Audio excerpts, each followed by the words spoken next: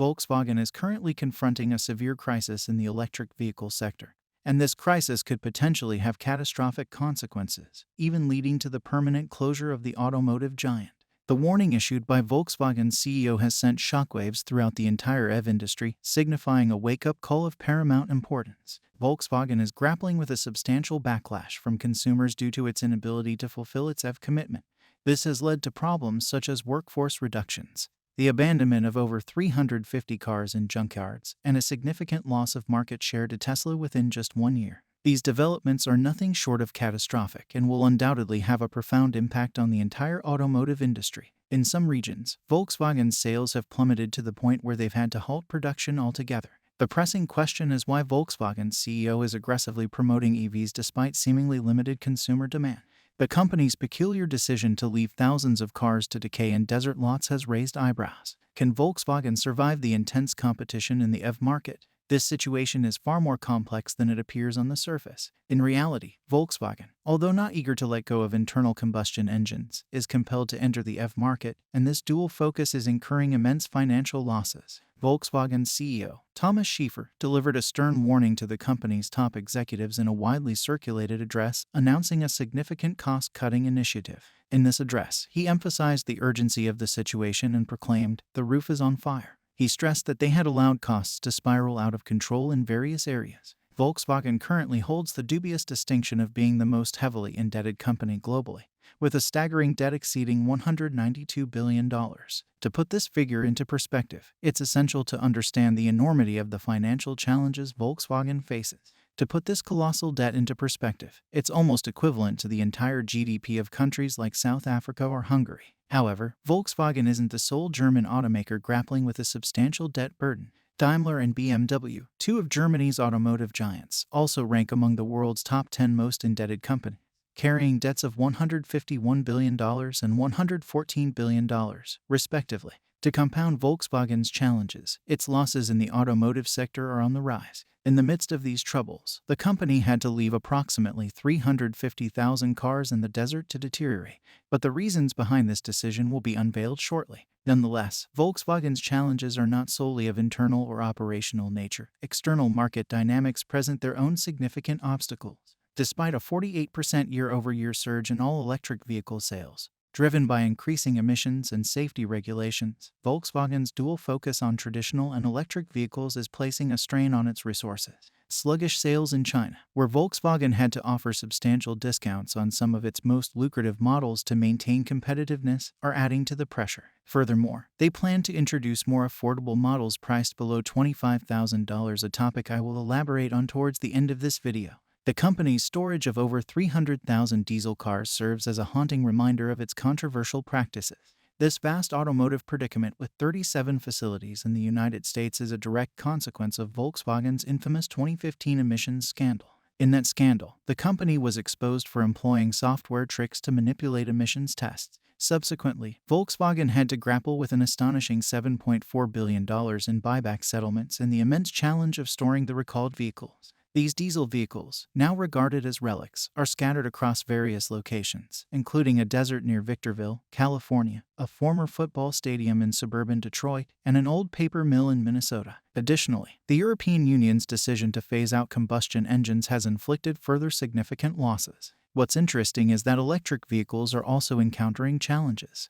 By 2030, the EU anticipates having 30 million electric cars on European roads. However, with this influx of EVs comes the inevitable question of how to handle battery disposal. The majority of electric vehicles use lithium-ion batteries, which are vastly different from the conventional lead-acid batteries found in traditional cars. These EV batteries are larger, heavier, and contain hazardous materials. Improper handling can lead to explosions. Remarkably, only about 5% of these batteries are currently recycled globally. Some companies, like Nissan and Volkswagen, are exploring ways to repurpose or recycle old batteries. For instance, Nissan is using retired batteries from its Leaf cars for internal logistics, while Volkswagen has inaugurated its initial recycling plant in Salzgitter, Germany. Renault, in collaboration with Veolia and Solvay, is also focusing on recycling all its electric car batteries. Additionally, there has been a noticeable decline in the demand for electric cars in Germany, as highlighted in Bloomberg's recent report. This downturn can be chiefly attributed to the German government's decision to discontinue EV subsidies for business customers, who make up a substantial portion of the new car market in Germany. Initially,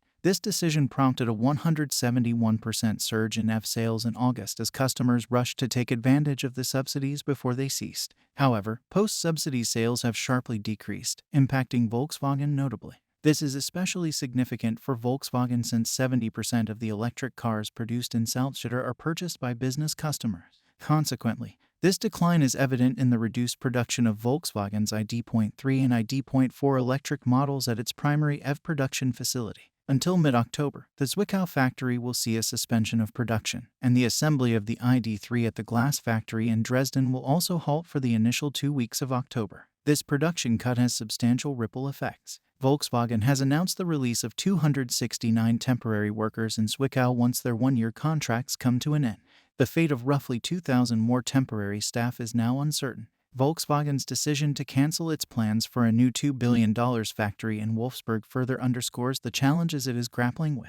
Under the leadership of Herbert Diess, Volkswagen had ambitious plans for a new electric car architecture named Trinity. This included the construction of a new factory in Wolfsburg with the vision of rivaling Tesla's factory in Grünheide in terms of efficiency and productivity. However, with Oliver Blume taking over from Diess, a comprehensive review of the Trinity program and the proposed new factory was initiated.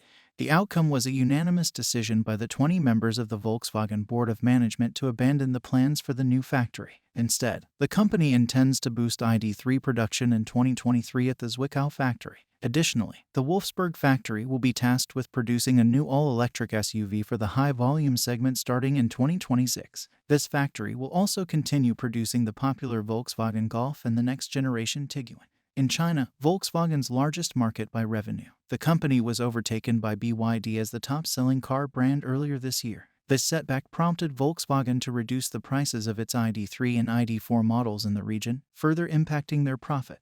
One significant issue in China is Volkswagen's agency model, which was introduced alongside the ID series. While cost-effective, it restricts dealers from adjusting prices, and a VW sales representative noted that the manufacturer cannot sell directly. This has become evident in times like these, highlighting that the electric models are simply too expensive. Reports suggest that the high order backlog masks the underlying low demand.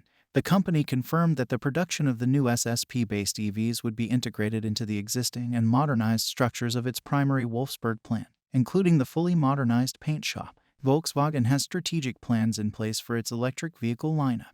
One notable addition is the electric VW Golf MK9, positioned as a high-volume model. Additionally, there are intentions to produce a new EV model at Wolfsburg, speculated to be an electric version of the Tiguan. Furthermore, the Wolfsburg plant will be responsible for overseeing the production of the Tiguan Allspace successor in 2025. The most significant announcement is the confirmation of an all-electric SUV for the high-volume segment, slated to commence production in 2026. This model, potentially named the VW ID.1, is expected to serve as the new entry-level model in Volkswagen's EV lineup, positioned below the upcoming ID.2. It aims to replace the aging e-up with a starting price below $22,000. Volkswagen has launched its Accelerate Forward program, which aims to achieve long-term profitability and performance. This ambitious strategy seeks to double VW's passenger brand profit margins from 3% to 6.5%. Volkswagen is targeting an improvement in earnings by a substantial $11.2 billion. The company's approach involves two key aspects: a focus on higher volume models to streamline production and a drastic reduction in the number of variants to optimize efficiency. The ID.7, for example, offers significantly fewer configuration options compared to its predecessor, the Golf 7 model. In an effort to address their challenges, Volkswagen even introduced a limited-time offer on its ID.3 electric car in China. As part of their strategy, they will be reducing prices and offering more affordable cars tailored to the market's needs. Despite the challenges faced by Volkswagen, this year has been relatively favorable. Projections suggest that they might close the year on a positive note. While it may not mark a significant improvement over the previous year, the launch of new cars could potentially help Volkswagen regain its leading position in the EV market. The question remains, can Volkswagen surpass Tesla in terms of EV sales? Share your thoughts in the comments below. Also, be sure to check out a recent video discussing groundbreaking news that could have a profound impact on the entire EV industry.